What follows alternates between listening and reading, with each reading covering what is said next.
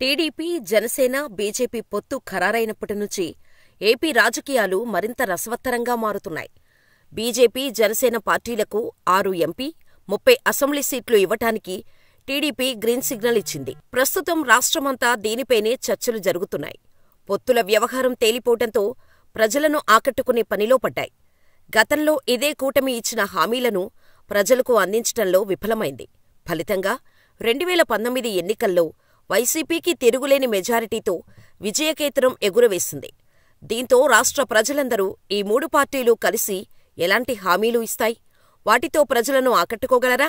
YCP సర్కారుపైనే లేనిపోని నిందలు వేస్తూ పార్టీని గెలిపించుకోవటానికే ప్రాధాన్యత ఇస్తారా అనేది సర్వత్రా చర్చనీయాంశమైంది. ప్రతిపక్షాలపై వారు చేసే తప్పుడు ప్రచారాలపై ఎప్పుడూ దూకుడుగా సమాధానం చెప్పే జగన్, బీజేపీతో టీడీపీ, జనసేన పొత్తు కుదిరాక ఆదివారం మేదరమెట్లలో నిర్వహించిన సిద్ధం సభలో బీజేపీ పొత్తు గురించి స్పందించకపోవటం జగన్ మోడీకి భయపడ్డారా అనే అనుమానాలు చాలామందిలో ఉన్నాయి. వాటిని మనం ఈ వీడియోలో తెలుసుకునే ప్రయత్నం చేద్దాం. టీడీపీ అధినేత చంద్రబాబు లక్ష్యమైనా, జనసేన అధినేత పవన్ కళ్యాణ్ లక్ష్యమైనా ఒకటే. ఈ 2024 ఎన్నికల్లో వైసీపీని ఓడించటమే. అందుకే నరేంద్ర మోడీని గతంలో తిట్టకూడని తిట్లు తిట్టిన చంద్రబాబు తిరిగి బీజేపీతో పొత్తు కోసం తహతహలాడిపోయాడు. దత్తపుత్రుడు పవన్తో మంతనాలు జరిపాడు. నిజం చెప్పాలంటే చంద్రబాబుకు జగన్ ఫోబియా పట్టుకుంది అనుకోవచ్చు. ఈసారి ఓడిపోతే ప్రజలు టీడీపీని భూస్థాపితం చేసేస్తారు అనే భయంతో పొత్తుల కోసం ఎగబాకాడు చంద్రబాబు అనేవారు ఉన్నారు. చంద్రబాబు, పవన్ ఎవరు మాట్లాడినా జగన్ని ఓడిద్దాం, ఇంటికి తరిమేద్దాం అని అంటున్నారే కాని తాము అధికారంలోకి వస్తే ప్రజలకు ఏం చేస్తామో చెప్పలేకపోతున్నారు. ఇప్పటివరకు టీడీపీ, జనసేన కలిసి కొన్ని హామీలను మినీ మేనిఫెస్టో పేరుతో వెల్లడించాయి. అవన్నీ కాపీ పేస్టు పథకాలే, వైసీపీ నుంచి కాపీ చేసినవే. జగన్ అమలు చేస్తున్న పథకాలకే సొమ్ము పెంచి ఇస్తామంటూ ఊదరగొడుతున్నాయి. బీజేపీతో పొత్తు పెట్టుకోవటం రాష్ట్ర ప్రయోజనాల కోసం అని చెబుతున్నా అసలు కారణం వేరే ఉంది. బీజేపీతో పొత్తు పెట్టుకుంటే జగన్పై మోడీ ఎదురుదాడి చేస్తారు. దీంతో ఇప్పటివరకు మోడీతో జగన్కి ఉన్న అనుబంధాన్ని చెడగొట్టొచ్చు అనే ప్రణాళిక ఉందని రాజకీయ విశ్లేషకులు చెబుతున్నారు.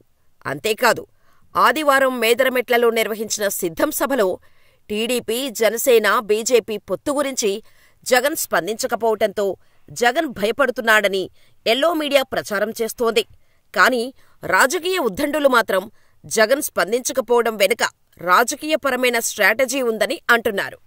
నిజానికి జగన్కి ఉన్న దూకుడు స్వభావంతో మోడీని ఏమైనా అంటే దానిని వైసీపీకి వ్యతిరేక అస్త్రాలుగా వాడుకోటానికి టీడీపీ, జనసేన చూస్తుందని, జగన్కు బీజేపీతో కానీ మోడీతో కానీ ఎటువంటి విభేదాలు లేకపోవటంతో జగన్ కూడా చాలా ఆలోచించే సభలో మాట్లాడలేదు తప్ప అది భయం కాదు అని రాజకీయ విశ్లేషకులు అంటున్నారు.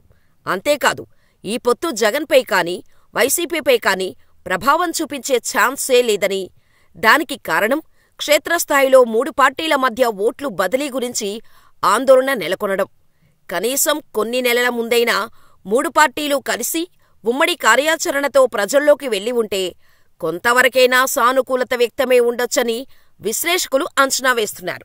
ఎన్నికల ముందు పొత్తు పెట్టుకోవడం ద్వారా ఆయా పార్టీల శ్రేణుల మధ్య సఖ్యత అంత తేలిక కాదని చెబుతున్నారు.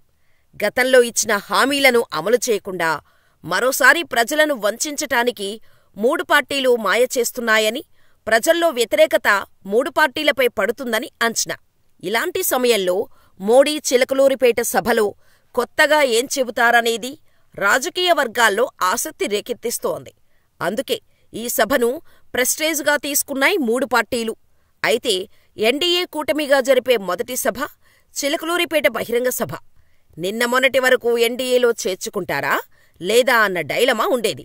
కానీ 3 పార్టీలు కలవడం ఎన్డీఏకు బలం పెరగటంతో ఏపీలో అధికార వైసీపీకి తమ బలగం ఏంటో చూపించాలనుకుంటున్నాయి బీజేపీ, టీడీపీ, జనసేన.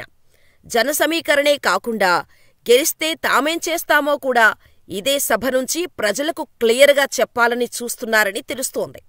వీటన్నిటికీ బదులిచ్చే విధంగా మోడీ సభ ఉంటుందా, లేదా ఎప్పటి మాదిరిగానే జగన్పై లేనిపోని నిందలు వేస్తూ జగన్పై ప్రజలలో విషాన్ని నింపే ప్రయత్నం చేస్తుందా చూడాలి.